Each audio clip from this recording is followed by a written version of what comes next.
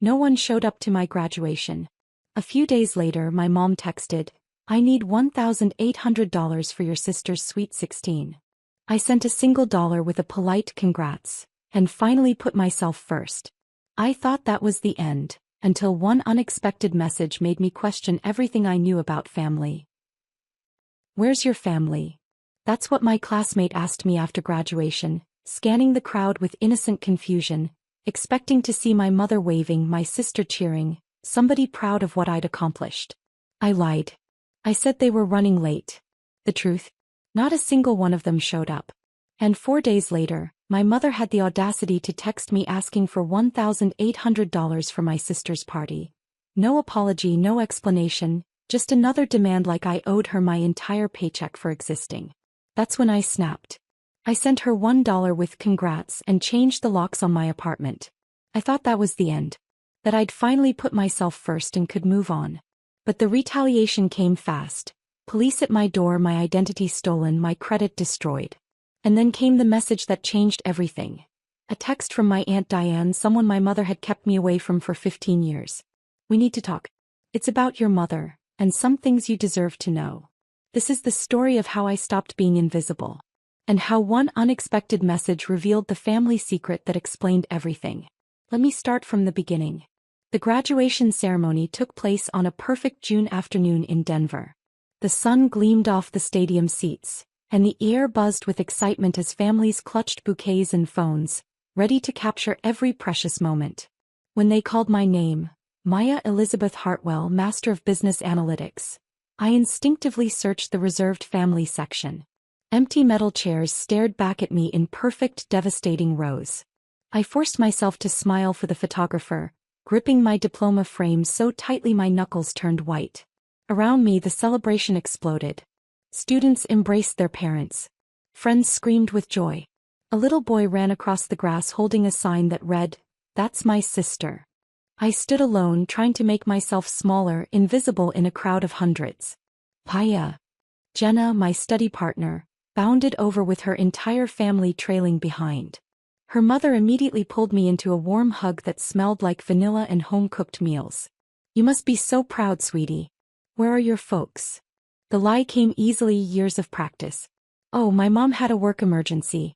She feels terrible about missing it." Jenna's mom made sympathetic noises and insisted on taking photos with me. Their kindness somehow made the emptiness worse, like salt in a wound I'd been pretending didn't exist. I posed between strangers who cared more about my achievement in 5 minutes than my own mother had in 26 years. The drive back to my studio apartment in Aurora felt endless. I watched other families stream into restaurants, graduation balloons bobbing from rear windows, and I let myself imagine, just for a moment, what it would feel like to have someone waiting for me. To matter. This wasn't the first time they'd abandoned me on a day that should have mattered. They missed my undergraduate graduation too. That time, Mom said my younger sister Brooke had a regional cheerleading competition that was absolutely critical for her future. When I made the dean's list my sophomore year, she was too busy. When I got accepted into grad school, she asked if I was sure it was worth the debt. The pattern was so consistent it had become almost comforting in its predictability. At least I always knew what to expect. Nothing. What I'd learned to expect was being the family bank account. Started when I was 17. I got a job as a cashier at Target, then picked up weekend shifts waiting tables at a local diner. Half of every paycheck went straight home without me even being asked. Mom's texts always had the same tone. "Brooke needs new competition shoes," or, "Can you help with the electric bill this month?" They were phrased like requests, but we both knew they were demands. I told myself it was temporary. That once I finished school, once I had my degree and a real career, things would change. They'd finally see me as more than a convenient source of funding. They'd see me as their daughter, their sister, someone worthy of love that didn't come with a price tag attached. I was wrong.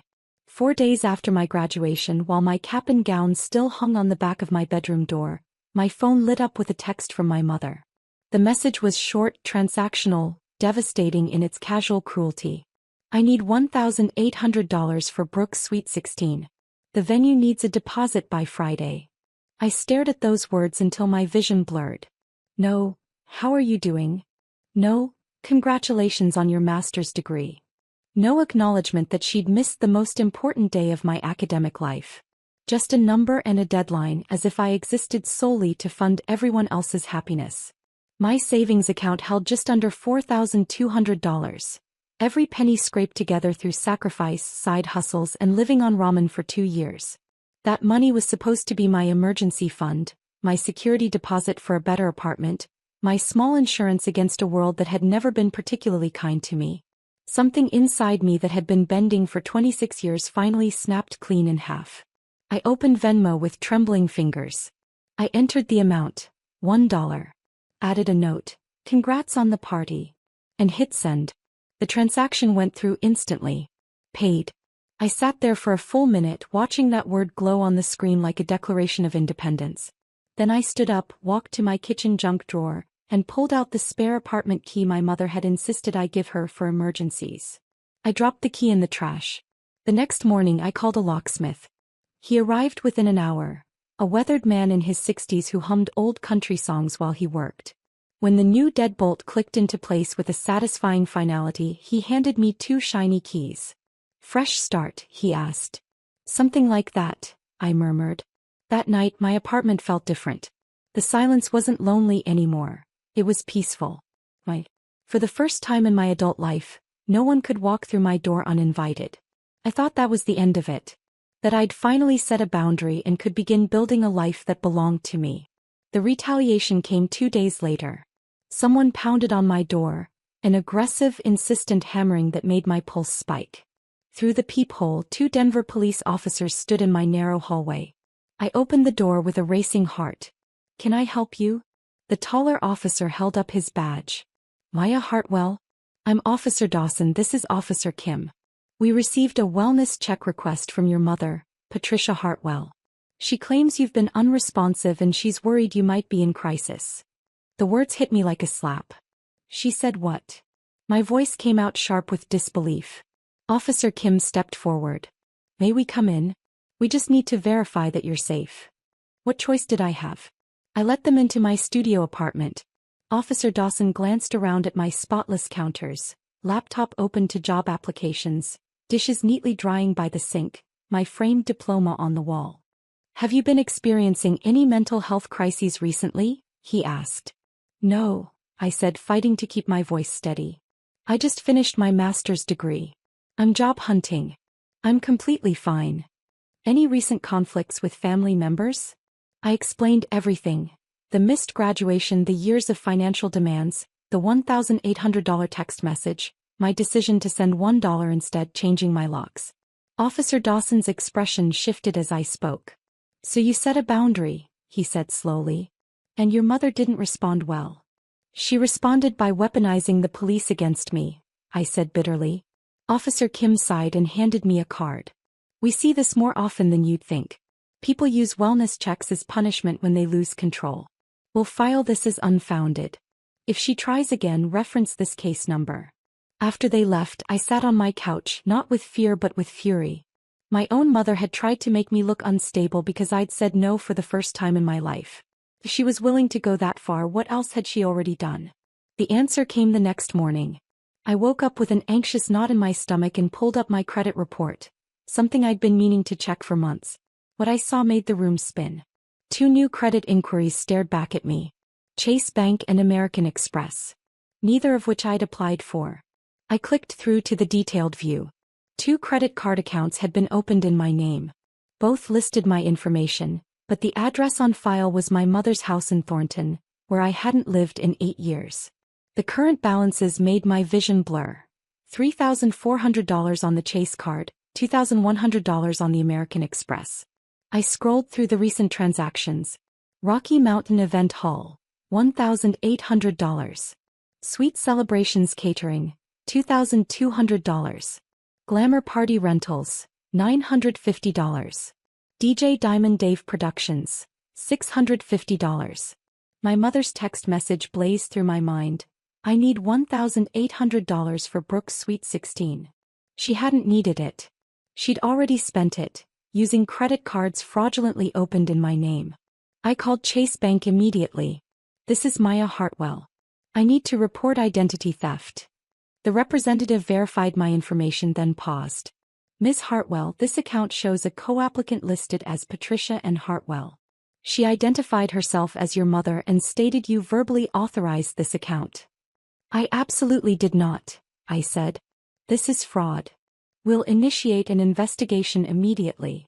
The account will be frozen pending the outcome. I made the same call to American Express. After I hung up, I sat in the morning sunlight, completely numb. My mother had stolen my identity, racked up thousands of dollars in my name, and then tried to extort me to cover her tracks. I opened the voice recording app on my phone. Colorado is a one-party consent state. I could legally record our conversation without telling her. I took a deep breath and called my mother. She answered on the second ring, her voice dripping with false sweetness. Why, I was just thinking about you, honey. Were you? I said calmly. Were you thinking about me when you opened 2 credit cards in my name without my permission? The silence was absolute. What are you talking about? She finally stammered. Chase Bank and American Express, I said evenly. Both opened at your address. Both used to charge thousands of dollars for Brooke's Sweet 16. The same party you demanded $1,800 for, after you'd already spent over $5,000 using my stolen identity. Aya, you don't understand. No, you don't understand, I cut her off. I've already reported the fraud to both banks. There are active investigations. You used my name and social security number without consent. That's identity theft. That's a federal crime. I was trying to help you build credit, she said desperately. By destroying my credit score? And then when I wouldn't give you more money, you called the police and tried to have me committed. I was worried about you, she shrieked. You changed your locks. You sent me $1 like I'm some kind of joke. You've treated me like a joke my entire life, I said quietly. The only difference is I'm finally done laughing. I ended the call and saved the recording. Evidence, June 3, 2025. The fraud investigations moved quickly. Within a week, both credit card companies confirmed the unauthorized accounts and began removing the charges from my credit report. My mother was held fully responsible for the debt, over $5,500, plus interest and fees. Word travels fast in small communities. Within days, I started getting messages from people I hadn't heard from in years asking about the credit card situation. I didn't respond to any of them. Brooke's Sweet 16 became the event everyone talked about, but not for the reasons my mother hoped. The venue demanded cash payment up front. When my mother's cards were declined, the party was quietly canceled. Brooke called me that night sobbing. You ruined everything. Everyone at school is talking about us. My party is destroyed and it's all your fault. Your party was paid for with fraud, I said flatly. Mom stole my identity and committed a felony. I didn't ruin anything, she did. She's your mother. Family is supposed to help each other. Family doesn't steal from each other, Brooke, I said softly. And family doesn't weaponize the police because you said no. She hung up on me. I blocked her number. For 2 weeks, blessed silence. I filled out paperwork, met with a credit counselor, started applying for jobs in other cities. I was ready to leave Colorado entirely, to build a life where nobody knew my history. Then on a Thursday afternoon my phone lit up with a message from an unknown number. Maya, this is your Aunt Diane. We need to talk. It's about your mother, and some things you deserve to know. Can we meet? I stared at the screen, my heart pounding. Aunt Diane. My mother's older sister. I hadn't seen her since I was 11 years old, right before some massive family blow-up that was never explained. One day Aunt Diane was at every gathering, and the next she was erased like she'd never existed. Whenever I asked about her, my mother's face would go tight. Diane is toxic, she'd say. She's jealous and manipulative. We don't talk about her. But what if my mother had been lying about Diane the same way she'd lied about everything else? I typed back, when and where? Her response came immediately, Saturday 2 p.m. Stella's Coffee on Colfax. Come alone. This is important. Saturday arrived with clear skies. I drove to Stella's Coffee 30 minutes early and sat in my car watching the door, second-guessing everything. At exactly 1:58 p.m., a woman walked up to the entrance. I recognized her immediately.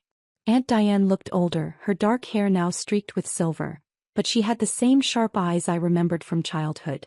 She was carrying a large manila envelope. I got out of my car and walked toward her.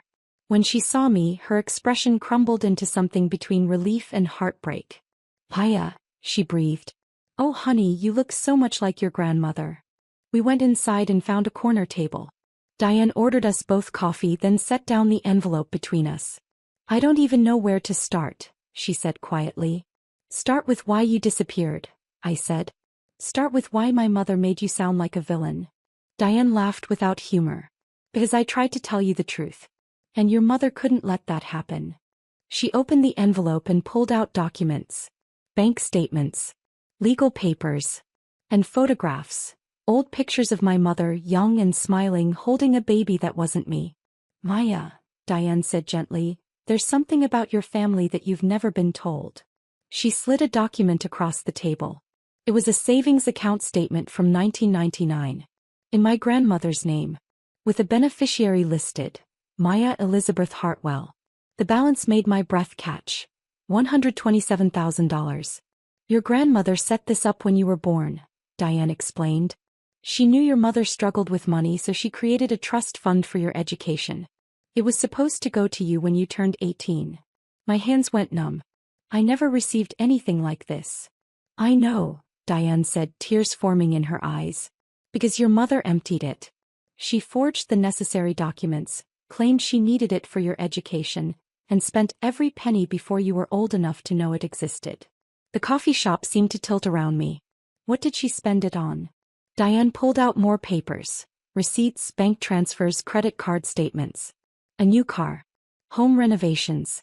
Brooke's private school tuition. Dance competitions. Vacations. Everything except what it was intended for. "That's why I went into debt for college," I whispered. "That's why I worked 2 jobs. That's why I took out loans while Brooke got everything handed to her." "Your grandmother's money paid for Brooke's childhood," Diane said bitterly, "while you sacrificed yours to survive. Why didn't you tell me sooner?" I asked, anger rising in my chest. "I tried," Diane said, her voice breaking. "When you were 11, I confronted your mother. I told her I was going to tell you everything. She threatened to get a restraining order, claimed I was unstable and trying to turn you against her. She cut me off completely and told you I was toxic and dangerous." Everything clicked into place. The years of being treated like an obligation instead of a daughter. The constant demands for money. The way Brooke was elevated while I was dismissed. My mother hadn't just been neglectful, she'd been covering up theft. "There's more," Diane said quietly. She pulled out another document. "Your grandmother also left you her house in Lakewood. A 3-bedroom home fully paid off. Your mother sold it 6 months after Grandma died and kept the proceeds. Another $340,000. I couldn't breathe. Nearly $500,000 that should have been mine. Stolen, spent, erased from existence. I've been documenting everything for years," Diane continued, "waiting for the right time to reach out. When I heard about the credit card fraud, I knew you were finally ready to hear the truth." She pushed the entire envelope toward me. "This is all yours. Every receipt, every bank statement, every piece of evidence. If you want to pursue legal action, you have everything you need." I sat there, staring at the pile of documents that represented my stolen inheritance, my stolen childhood, my stolen life. Why did she hate me so much? I whispered. "She doesn't hate you," Diane said softly. "She resents you. Your grandmother loved you more than she loved your mother. Left you more than she left her own daughter. Your mother has spent your entire life punishing you for being loved by someone she could never please." The truth settled over me like a heavy blanket, suffocating and clarifying all at once. My mother hadn't just been neglectful or selfish. She'd been systematically destroying any chance I had at financial stability because in her twisted mind, I didn't deserve what her own mother had tried to give me. "What do I do now?" I asked. Diane reached across the table and squeezed my hand. "You decide. You can pursue criminal charges for the fraud and the trust fund theft. You can walk away and never speak to her again. You can try to negotiate restitution. But whatever you choose, you do it knowing the whole truth." I left Stella's coffee that afternoon with the manila envelope clutched to my chest and a clarity I'd never experienced before. For 26 years I'd believed I was the problem. That I wasn't good enough, didn't sacrifice enough, didn't love hard enough to earn my family's affection. But the truth was devastatingly simple. My mother had stolen my future and then convinced me I should be grateful for the scraps she left behind. 3 days later, I sat in a lawyer's office in downtown Denver. "Based on what you've shown me," the attorney said, reviewing Diane's documents, "you have a strong case for both criminal fraud and civil restitution. The trust fund theft falls within the statute of limitations if we can prove ongoing concealment." "What would that look like?" I asked. "Criminal charges for identity theft and fraud. She'd likely face probation and mandatory restitution. Civil suit for the trust fund and property sale, you'd be entitled to the full amount plus interest, which would be somewhere around $650,000 in today's dollars." The number made my head spin. "How long would it take?" "A year, maybe 2. And it won't be easy. Family cases rarely are." I looked down at my hands, the same hands that had worked double shifts to send money home, that had gripped my diploma while standing alone, that had trembled while changing my locks. "Do it," I said. "File everything." The lawsuit was filed on a Monday morning in July. By Tuesday afternoon, my mother's lawyer had called requesting a meeting. I refused. By Friday, local news outlets had picked up the story. Woman sues mother for $500,000 in stolen inheritance. My phone exploded with messages. From former classmates, distant relatives, people I'd never met. Some supportive, many cruel, all curious. I ignored them all except one. It was from Brooke. "I didn't know. I swear I didn't know about Grandma's money. Mom told me it all went to taxes. I'm so sorry, Maya. I'm so sorry for everything." I stared at that message for a long time before responding. "I believe you. But I can't have a relationship with you right now. Maybe someday. Take care of yourself." The legal battle dragged on for 18 months. Depositions. Court hearings. Mediation attempts. My mother fought every step, claiming the trust fund was a family resource, and she'd used it for the greater good. But the evidence was overwhelming. In March 2027, the judge ruled in my favor. Total restitution: $687,000 including interest and penalties. My mother was also convicted of identity theft and placed on probation. She never apologized. The money hit my account on a rainy Tuesday afternoon. I sat in my new apartment in Boulder, a bright 2-bedroom with mountain views, and watched the numbers appear on my banking app. I didn't feel victorious. I didn't feel vindicated. I felt tired. And free. I used part of the money to pay off my student loans. Invested a portion. Donated $50,000 to a scholarship fund for first-generation college students who'd aged out of foster care. Kids who, like me, had to build their futures without family support. And I bought myself something I'd never had. Time. Time to figure out who I was without the weight of their expectations. Time to heal. Time to build a life that belonged only to me. On a warm September evening, almost 3 years after my graduation, I stood on my balcony watching the sunset paint the mountains gold. My phone rang. "Aunt Diane. How are you doing, sweetheart?" she asked. "I'm good," I said and realized I meant it. "I'm actually really good." "Your grandmother would be so proud of you," Diane said softly. I smiled, tears forming in my eyes. "I wish I'd known her better." "She knew you," Diane said. "That's why she left you everything. She saw who you'd become." After we hung up, I stayed on the balcony until the stars came out. I thought about that girl standing alone at graduation, smiling for a photo while her heart broke. I thought about the moment I sent that single dollar and changed my locks. About the fear and fury and eventual freedom. Family is supposed to be the people who show up. See, who celebrate your victories and catch you when you fall. For 26 years, I kept trying to earn that from people who were never capable of giving it. But I'd built my own family now. Aunt Diane, who'd waited 15 years to tell me the truth. Jenna and her parents, who'd made space for me at their table. The lawyer who'd believed my story. The scholarship students I'd never meet but whose lives I'd helped change. And most importantly, myself. I'd shown up for me. I'd seen me. I'd chosen me. And that, I realized, was worth more than any inheritance. The day after my graduation, I thought nobody had shown up. I was wrong. I did. And I've been showing up for myself ever since. If you've ever had to choose yourself when your family wouldn't choose you, you're not alone. Drop a heart below so I know you're out there. Your story matters. You matter.